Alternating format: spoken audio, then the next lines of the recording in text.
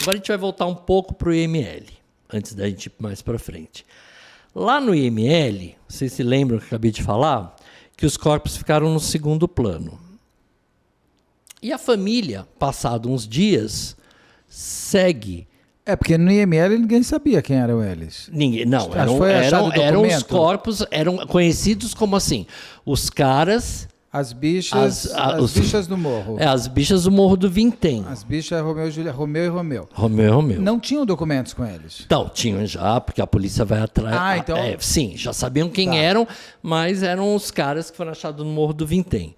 A polícia já tinha ido até a casa deles e tudo mais, por instrução da polícia, a família vai até o Instituto Médico Legal de Niterói para pegar os corpos e seguiu o funeral, né? Então, o irmão dele, do Miguel, vai e os corpos são liberados, né? Os corpos são liberados, mas de uma forma muito estranha, porque, segundo eles, houve uma movimentação atípica no IML, né? Por conta da morte daquele investigador.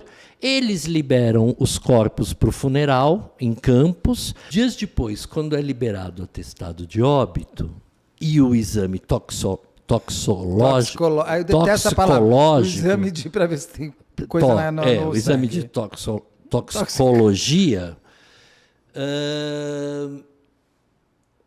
eles são considerados, pelo papel das cápsulas, eu vou contando, ele vai rindo, eu vou contando. Pelos papéis das cápsulas, eles foram considerados como se eles tivessem sido envenenados. Entendeu? Então, o que acontece é que eles percebem que, nesse exame das vísceras... Tinha o quê? Tinha uma rasura. O exame tinha sido, o exame das vísceras tinha sido rasurado. Como se alguém... Depois eles perguntam por que esse exame aqui está rasurado, o nome do legista. Era como se alguém que fosse assinar tivesse dado para trás. E não aceitou o exame. Não aceitou o exame. Aquilo poderia estar deturpado. E as vísceras dos dois foi jogada fora. No IML. No IML. Não tinha como fazer novo exame. Porque também eles estavam... Quantos dias foram achados? Já estava bem decomposição, já estava bastante dias, porque ficou 4 dias no alto do morro. Depois os corpos ficaram lá encostados, né? Debaixo da chuva. Depois os corpos ficaram mais um tempo no IML. As vísceras, segundo eles, estavam apodrecidas. Sim, tem né? isso também. Mas o próprio exame não foi conclusivo, né? Uma coisa que você falou aí, eu achei interessante, que você falou que não tinha nem urubu, né? Isso. Porque no caso do escoteiro Marco Aurélio, isso é apontado que não havia urubus. E a própria doutora Rosângela Monteiro depois me explicou que eles, pericialmente, também usam os urubus como forma de apontar cadáver, porque o cheiro sobe, onde quer que esteja, pode estar às vezes embaixo de pedra e tal. Eles são bons radares para mostrar que ali tem um bicho morto, exatamente. Não obrigatoriamente um cadáver humano. Exatamente. E não ter tido ali, porque ali quer ver? Tem até as fotos onde eles foram encontrados ali. As fotos dá para ver. Eles estão... não é uma clareira, mas também é um lugar que os urubus poderiam facilmente sentir, né? Sim, o urubu chega em qualquer lugar. Acho estranho os urubus no estádio. Não tinha urubu, não tinha barata. E eles foram encontrados por um menino só. Por um menino. Que desce e fala para a polícia falar, tá bom, depois eu vejo isso. Isso.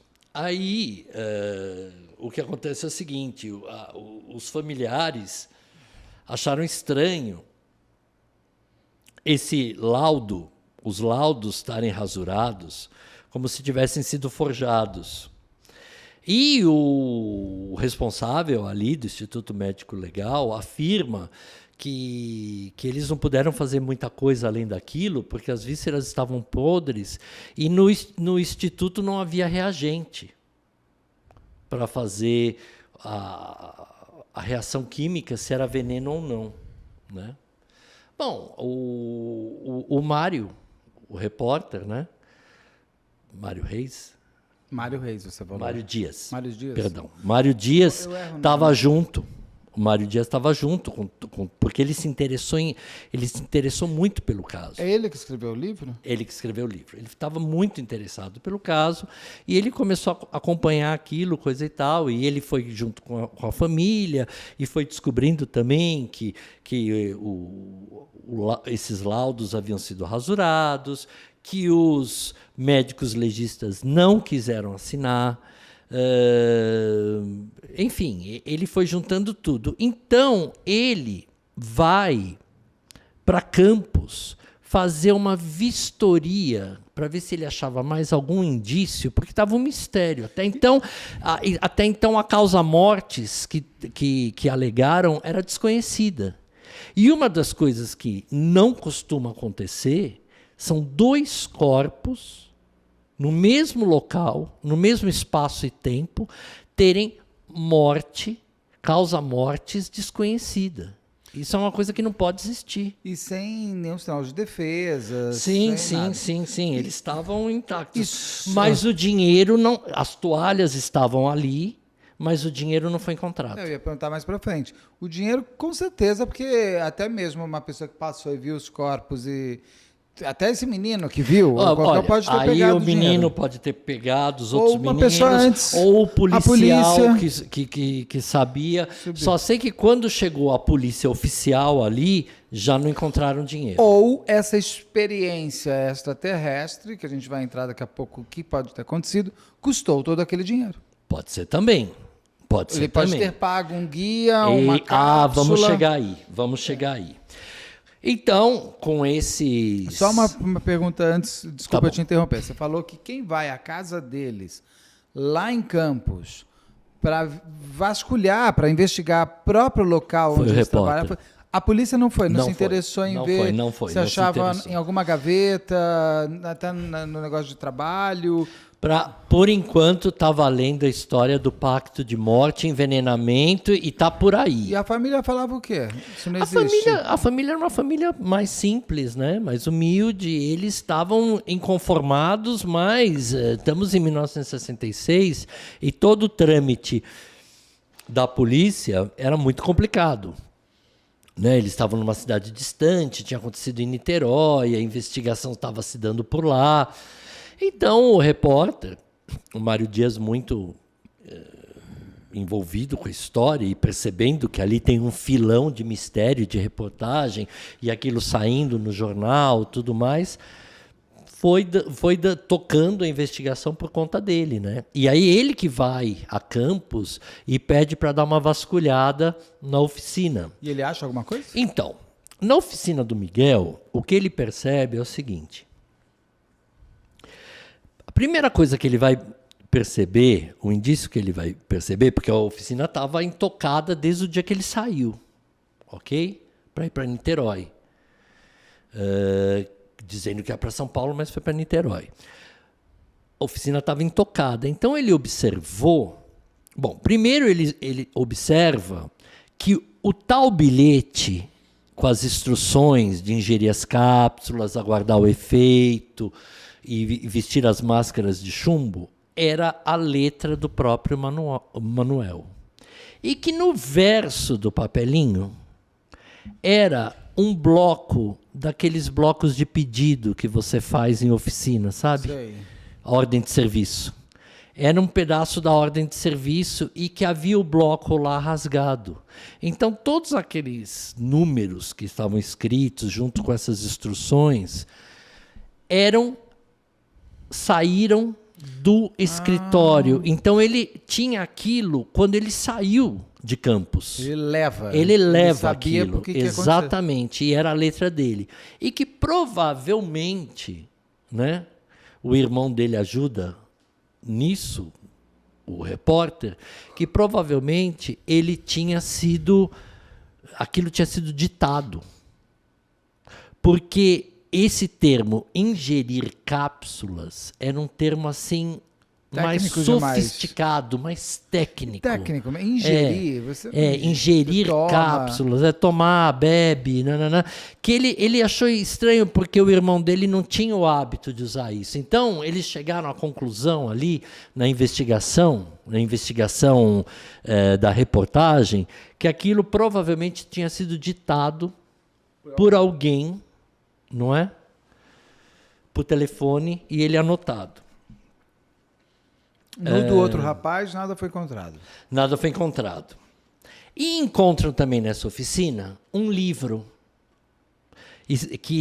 Um livro com o título assim: A Vida no Planeta Marte. É o livro, é o título do livro. E eles acharam estranho aquele livro. E eles começam a ver que o livro está cheio de anotações. Né? Cheio de anotações. E aí eles relacionam esse achado com o depoimento daquela mulher Gracinda, que se chamava Gracinda, na noite, no fim da tarde, à noitinha do dia da experiência, no dia da morte. Então, foi um boom para a imprensa, gerou mais notícia, porque era mais fácil eles lançarem agora, para vender jornal, a ideia de uma conspiração extraterrestre que envolvia OVNIs e tudo mais, do que um pacto de morte. Sim. Né?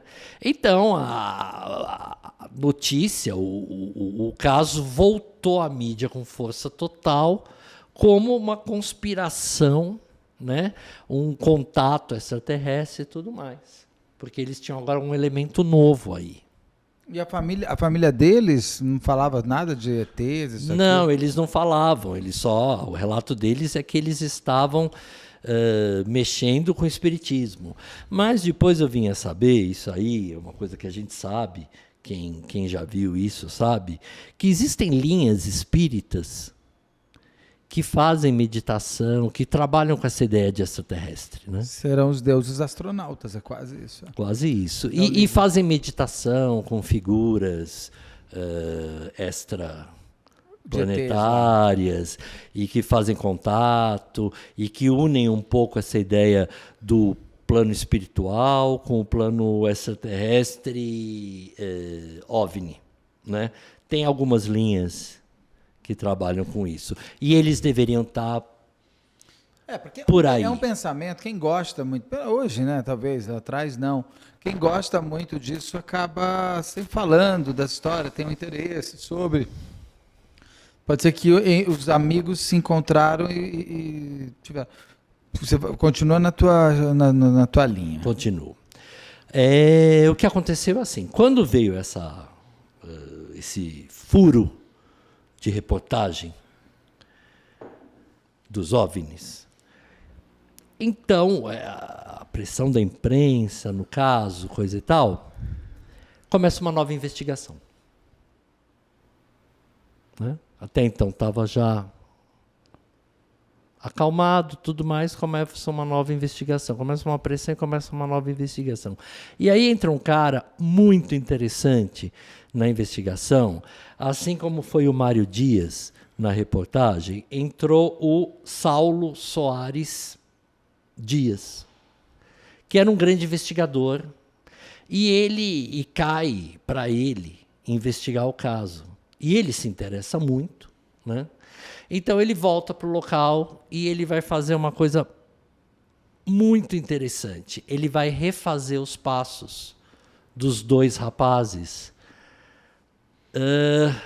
ali da mercearia onde eles compraram a água até o alto do morro.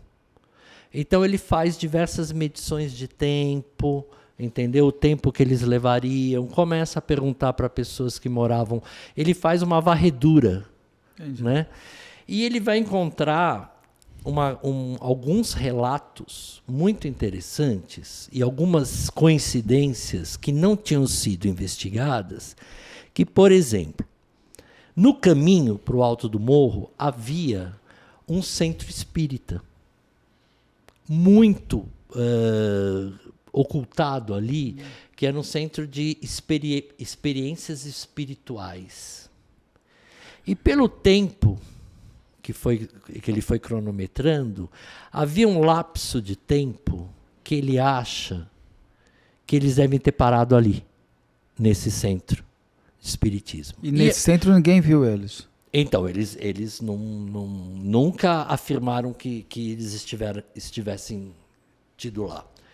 E alguns populares diz que viu, porque chovia muito, no meio da chuva, eles sendo dois homens sendo levados por um terceiro a bordo de um jipe morro acima. Olha o guia aí. Então, houve um guia, porque o mato era fechado lá para cima. E eles não eram habituês daquele local? Não, eles nem conheciam Niterói. Então, para você ir até lá e subir até onde eles subiram... Não é como hoje que tem trilha de ecoturismo. Hoje no morro tem até um mirante, tá? Tem um mirante. Tem um mirante ali, né? lá. Mas naquele tempo não tinha nada, coisa e tal.